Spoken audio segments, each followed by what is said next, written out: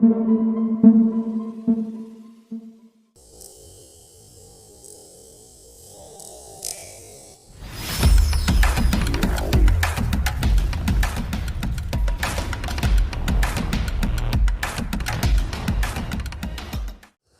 Friends, എല്ലാവർക്കും മാത്രിക്സ്ലാബ് മലയാളം ചാനലിലേക്ക് സ്വാഗതം. ഇന്ന് നമ്മൾ ഡാൻസിങ് ഫ്ലെയിം എക്സ്പെരിമെൻ്റ് എന്ന് പറയുന്ന ഒരു നല്ല ഭംഗിയുള്ള എക്സ്പെരിമെൻ്റാണ് ചെയ്യാൻ പോകുന്നത്. പക്ഷേ ഇതൊരിക്കലും നിങ്ങൾ ആവർത്തിക്കാൻ ശ്രമിക്കരുത്. ഇത് ശരിക്കും ഇതിൽ നമുക്ക് ഹൈഡ്രോക്ലോറിക് ആസിഡാണ് ഉപയോഗിക്കുന്നത്. അതുകൊണ്ട് തന്നെ വളരെ ഡേഞ്ചറസ് ആയിട്ടുള്ളൊരു എക്സ്പെരിമെൻ്റ് കൂടിയാണിത്. മാത്രമല്ല, ഈ ഹൈഡ്രോക്ലോറിക് ആസിഡ് എന്തുകൊണ്ട് അപകടമാണെന്ന് വെച്ചാൽ സൾഫ്യൂരിക് ആസിഡിനെക്കാട്ടി ശക്തി കുറവാണ് ഹൈഡ്രോക്ലോറിക് ആസിഡ്. പക്ഷേ ഇത് വളരെയധികം എന്ന് വെച്ചാൽ നീരാവിയായിട്ട് പോകുന്നൊരു ആസിഡാണ്. എന്നുവെച്ചാൽ നമ്മളെ മൂക്കിൻ്റെ നമ്മുടെ ശ്വാസത്തിൽ കൂടെ നമ്മുടെ ശരീരത്തിനകത്തേക്ക് കയറാൻ പറ്റുന്നൊരു ആസിഡാണ് ഹൈഡ്രോക്ലോറിക് ആസിഡ്.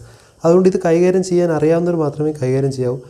അല്ലാത്തവർ ഇതൊരിക്കലും ഇതുപോലുള്ള എക്സ്പെരിമെൻറ്റുകൾ ചെയ്യരുത്. അപ്പോൾ നമുക്കിത് ചെയ്ത് നോക്കാം. അത് ഹൈഡ്രോക്ലോറിക് ആസിഡ് തുറക്കുമ്പോഴേ നിങ്ങൾക്ക് അറിയാൻ പറ്റും എന്തോ അത്ര അപകടമാണെന്ന്. കണ്ട, അതിൻ്റെ അകത്തുനിന്ന് ഗ്യാസ് വന്ന് തുടങ്ങിയിട്ടുണ്ട്. വളരെ കുറച്ച് ഹൈഡ്രോക്ലോറിക് ആസിഡ് നമ്മൾ ഈ ഫ്ലാസ്കിൻ്റെ അകത്തേക്ക് ഒഴിക്കും. വളരെ കുറച്ച് മതി.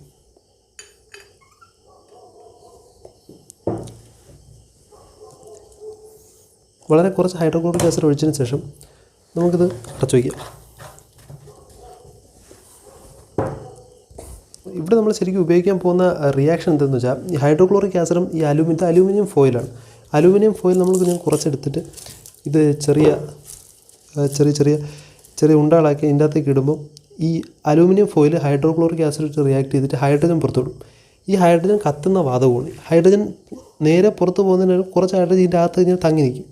അത് കത്തി താഴേക്ക് ഇറങ്ങുകയും ചെയ്യും. അതാണ് നമ്മൾ ചെയ്യുന്ന എക്സ്പെരിമെൻറ്റ്. നമ്മൾ ജസ്റ്റ് ഒന്ന് ചെയ്ത് നോക്കാം. നിങ്ങൾക്കിപ്പോഴേ കാണാൻ പറ്റും, ഇത് നല്ലതായിട്ട് റിയാക്ട് ചെയ്യുന്നുണ്ട്.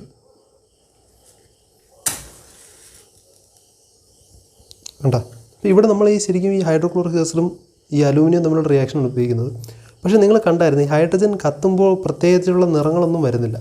അപ്പോൾ തീ നമുക്ക് ശരിക്കും കാണാൻ പോലും പറ്റാത്ത രീതിയിലാണ് തീ വരുന്നത്.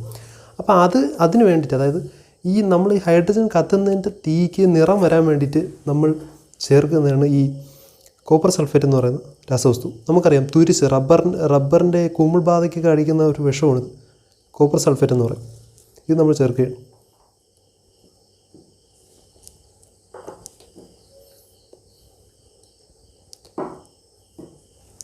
ഇനി നമ്മൾ വീണ്ടും പഴയതുപോലെ അലൂമിനിയത്തിൻ്റെ അകത്തേക്ക് ഇടുന്നു. അപ്പോൾ അലൂമിനിയം ഇട്ട് നന്നായിട്ടൊന്ന് ഇളക്കുമ്പോൾ ഇത് റിയാക്ട് ചെയ്ത് തുടങ്ങും.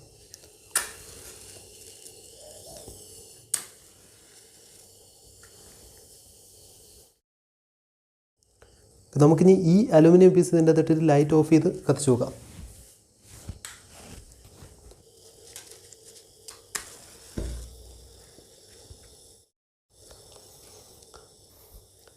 ഇത്രയും ഭംഗിയുള്ള ഈ നിറത്തിൻ്റെ കാരണം നമ്മൾ ഇട്ട കോപ്പർ സൾഫേറ്റാണ്.